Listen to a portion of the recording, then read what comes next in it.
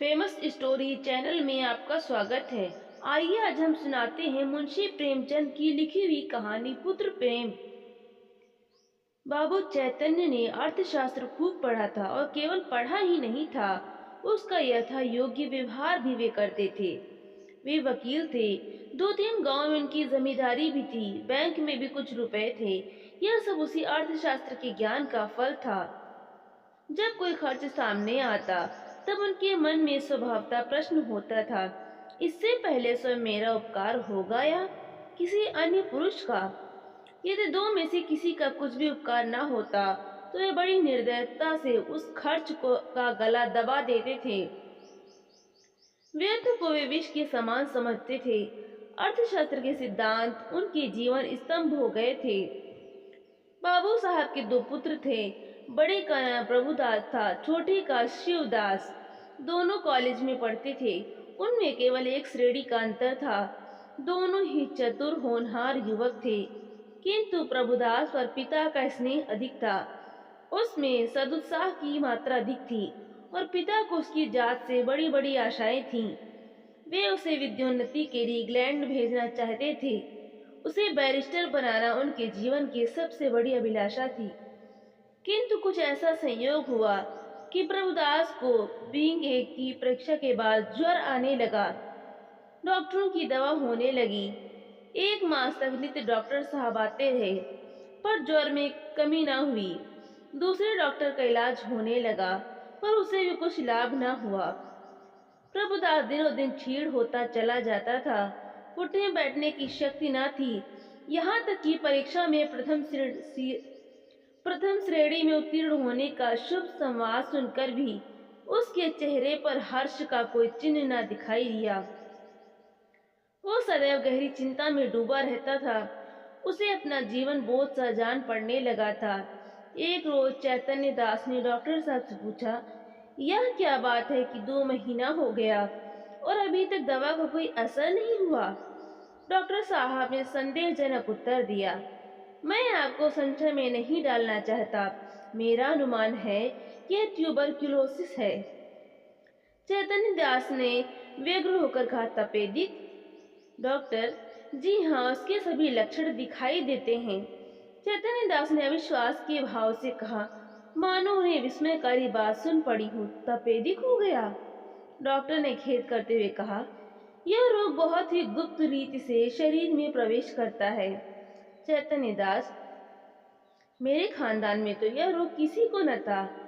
Doctor, संभव है मित्रों से इसके जन्म कीटाणु मिले हों। चैतन्य दास कई मिनट तक सोचने के बाद बोले, अब क्या करना चाहिए?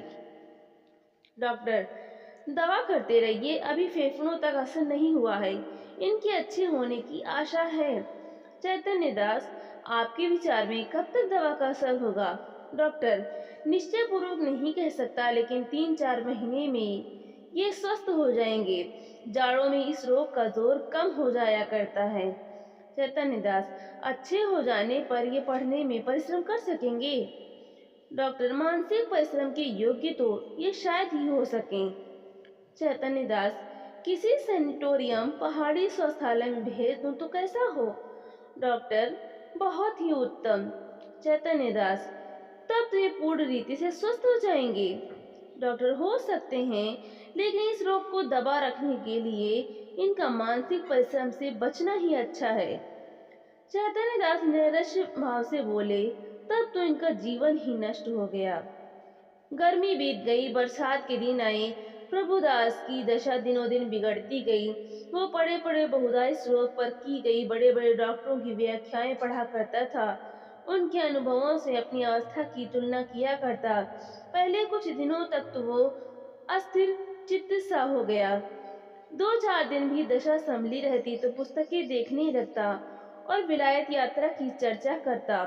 2-4 दिन भी ज्वर का प्रकोप बढ़ जाता तो जीवन से निराश हो जाता, किंतु जीवन की भी चिंता छोड़ दी। पथ्यापथ्य का विचार न करता, घर वालों की निगाह बचाकर औषधियां जमीन पर गिरा देता। मित्रों के साथ बैठकर जी बहलाता। यदि कोई उससे स्वास्थ्य के विषय में कुछ पूछता तो चिढ़कर मुंह मोड़ लेता। उसके भावों में एक शांतिमय उदासीनता आ गई थी और बातों में दार्शनिक मर्मज्ञता पाई जाती थी। वो लोक रीति और सामाजिक प्र- प्रथाओं पर बड़ी निर्भीकता से आलोचनाएं किया करता। यद्यपि बाबू चैतन्य दास के मन में रह रहकर शंका उठा करती थी कि जब परिणाम विदित ही है तब इस प्रकार धन का अपव्यय करने से क्या लाभ। तथापि वे कुछ तो पुत्र प्रेम और कुछ लोक मत के भय से धैर्य के साथ दवा दर्पण करते जाते थे। जाड़े का मौसम था। चैतन्य दास पुत्र के सिरहाने बैठे हुए डॉक्टर साहब की ओर प्रश्नात्मक दृष्टि से देख रहे थे। जब डॉक्टर साहब टेम्परेचर लेकर थर्मामीटर लगाकर कुर्सी पर बैठे तब चैतन्य दास ने पूछा, अब तो जड़ आ गया, आपको कुछ अंतर मालूम होता है? डॉक्टर, बिल्कुल नहीं, बल्कि रोग और भी दुस्साध्य होता जाता है। चैतन्य दास ने कठोर स्वर में पूछा, तब आप लोग क्यों मुझे इस भ्रम में डाले हुए थे कि जाड़े में अच्छे हो जाएंगे? इस प्रकार दूसरों की सरलता का उपयोग करना अपना मतलब साधने का साधन हो तो हो, इसे सज्जनता कदापि नहीं कह सकते। डॉक्टर ने नम्रता से कहा, ऐसी दशाओं में हम केवल अनुमान कर सकते हैं और अनुमान सदैव सत्य नहीं होते। आपको जेरबारी अवश्य हुई, पर मैं आपको विश्वास दिलाता हूँ कि मेरी इच्छा आपको भ्रम में डालने की नहीं थी। शिवदास बड़े दिन की छुट्टियों में आया हुआ था। इसी समय वो कमरे में आ गया और डॉक्टर साहब से बोला, आप पिताजी की कठिनाइयों का स्वयं अनुमान कर सकते हैं। अगर उनकी बात नागवार लगी हो तो उसे क्षमा कीजिएगा। चैतन्य दास ने छोटे पुत्र की ओर वात्सल्य की दृष्टि से देखकर कहा, तुम्हें यहाँ आने की क्या जरूरत थी? मैं तुमसे कितनी बार कह चुका हूँ कि यहाँ मत आया करो, लेकिन तुमको सबर ही नहीं होती। शिवदास ने लज्जित होकर कहा, मैं अभी चला जाता हूँ, आप नाराज ना हो। मैं केवल डॉक्टर साहब से पूछना चाहता था कि भाई साहब के लिए अब क्या करना चाहिए। डॉक्टर साहब ने कहा, केवल एक ही साधन और है। इन्हें इटली के किसी सैनिटोरियम में भेज देना चाहिए। इन्हें इटली के किसी सैनिटोरियम में भेज देना चाहिए। चैतन्य दास ने सजग होकर पूछा, कितना खर्चा होगा? ज्यादा से ज्यादा 3,000। साल भर रहना होगा। निश्चय है कि वहां से अच्छे होकर आवेंगे। जी नहीं, यह तो एक भयंकर रोग है। साधारण बीमारियों में भी कोई बात निश्चय रूप से नहीं कही जा सकती। इतना खर्च करने पर भी वे वहां से ज्यों की तो लौट आए तो ईश्वर की इच्छा। आपको यह तस्कीन हो जाएगी कि इनके लिए मैं जो कुछ कर सकता था कर दिया। आधी रात तक घर में प्रभुदास को इटली भेजने के प्रस्ताव पर वाद विवाद होता रहा। चैतन्य दास का कथन था कि एक संदिग्ध फल के लिए 3,000 का खर्च उठाना बुद्धिमत्ता के प्रतिकूल है। शिवदास भी उनसे सहमत था, किंतु उसकी माता इस प्रस्ताव का बड़ी दृढ़ता के साथ अनुमोदन कर रही थी। अंत में माता के धिक्कारों का यह फल हुआ कि शिवदास लज्जित होकर उसके पक्ष में हो गया। बाबू साहब अकेले रह गए। तपेश्वरी ने तर्क से काम लिया, पति के सद्भावों को प्रज्वलित करने की चेष्टा की, धन की नश्वरता की लोकोक्तियां कहीं। इन शास्त्रों से विजय लाभ न हुआ तो अश्रु वर्षा करने लगी। बाबू साहब जल बिंदुओं के इस शर प्रहार के सामने न ठहर सके। इन शब्दों में हार स्वीकार की। अच्छा भाई, रो मत, जो कुछ तुम कहती हो वही होगा। तपेश्वरी, तो कब? रुपए हाथ में आने दो। तो यह क्यों नहीं कहते कि भेजना ही नहीं चाहते? भेजना चाहता हूँ, किंतु अभी हाथ खाली है, क्या तुम नहीं जानती? बैंक में तो रुपए हैं, जायदाद तो है। 2-3 हजार का प्रबंध करना ऐसा क्या कठिन है? चैतन्य दास ने पत्नी को ऐसी दृष्टि से देखा मानो उसे खा जाएंगे और एक क्षण के बाद बोले, बिल्कुल बच्चों की सी बातें करती हो। इटली में ऐसी कोई संजीवनी नहीं रखी हुई है जो तुरंत चमत्कार दिखाएगी। तब वहां भी केवल प्रारब्ध की ही परीक्षा करनी है तो सावधानी से कर लेंगे। पूर्व पुरुषों की संचित जायदाद और रखे हुए रुपए में अनिश्चित हित की आशा पर बलिदान नहीं कर सकता। तपेश्वरी ने डरते डरते कहा, आखिर आधा हिस्सा तो प्रभुदास का भी है।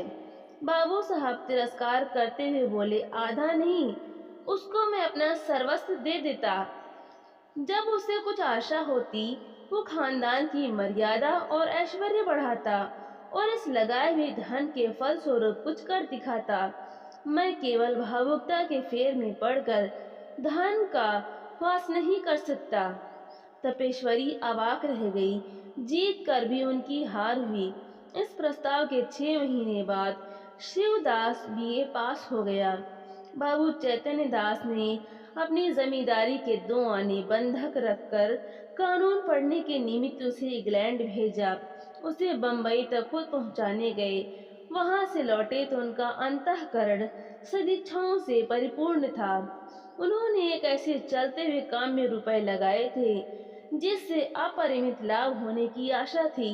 उनके लौटने के 1 सप्ताह पीछे अभागा प्रभुदास अपनी उच्च अभिलाषाओं को लिए हुए परलोक सिधारा। चैतन्य दास मणिकर्णिका घाट पर अपने संबंधियों के साथ बैठे चिता ज्वाला की ओर देख रहे थे। उनके नेत्रों से अश्रुधारा प्रवाहित हो रही थी। पुत्र प्रेम एक क्षण के लिए अर्थ सिद्धांत पर गालिब आ गया था। उस विरक्तावस्था में उनके मन में यह कल्पना उठ रही थी, संभव है इटली जाकर प्रभुदास स्वस्थ हो जाता।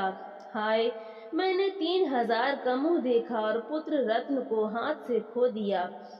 यह कल्पना प्रतिक्षण सजग होती जाती थी और उनको ग्लानि, शोक और पश्चाताप के बाड़ों से बेध रही थी। रह रहकर उनके हृदय में वेदना की शूल सी उठती थी। उनके अंतर की ज्वाला उच्चिता ज्वाला से कम दग्धकारिणी थी न थी। अकस्मात उनके कानों में शहनाइयों की आवाज आई। उन्होंने आंख ऊपर उठाई तो मनुष्यों का एक समूह एक अर्थी के साथ आता हुआ दिखाई दिया। वे सब के सब ढोल बजाते, गाते, पुष्प आदि की वर्षा करते चले आते थे। घाट पर पहुंचकर उन्होंने अर्थी उतारी और चिता बनाने लगे। उनमें से एक युवक आकर चैतन्य दास के पास खड़ा हो गया। बाबू साहब ने पूछा, किस मोहल्ले में रहते हो? युवक ने जवाब दिया, हमारा घर देहात में है, कल शाम को चले थे। ये हमारे बाप थे। हम लोग यहाँ कम आते हैं, पर दादा की अंतिम इच्छा थी कि हमें मर्डिकर्डिका घाट पर ले जाना। चैतन्य दास, यह सब आदमी तुम्हारे साथ हैं? ये सब आदमी तुम्हारे साथ हैं? युवक, हाँ, और लोग पीछे आते हैं, कई 100 आदमी साथ आते हैं। यहाँ तक आने में सैकड़ों उठ गए, पर सोचता हूँ कि बूढ़े पिता की मुक्ति तो बन गई, धन और है ही किस लिए? चैतन्य दास, उन्हें क्या बीमारी थी? युवक ने बड़ी सरलता से कहा, मानो वो अपने किसी निज संबंधी से बात कर रहा हो। बीमारी का किसी को कुछ पता नहीं चला। हर दम ज्वर चढ़ा रहता था, सूख कर कांटा हो गए थे। 3 वर्ष तक खाट पर पड़े रहे। जिसने जहाँ बताया वहाँ लेकर गए। चित्रकूट, हरिद्वार, प्रयाग सभी स्थानों में ले लेकर घूमे। वैद्यों ने जो कुछ कहा उसमें कोई कसर नहीं की। इतने में युवक का एक और साथी आ गया और बोला, साहब, मुंह देखी बात नहीं, नारायण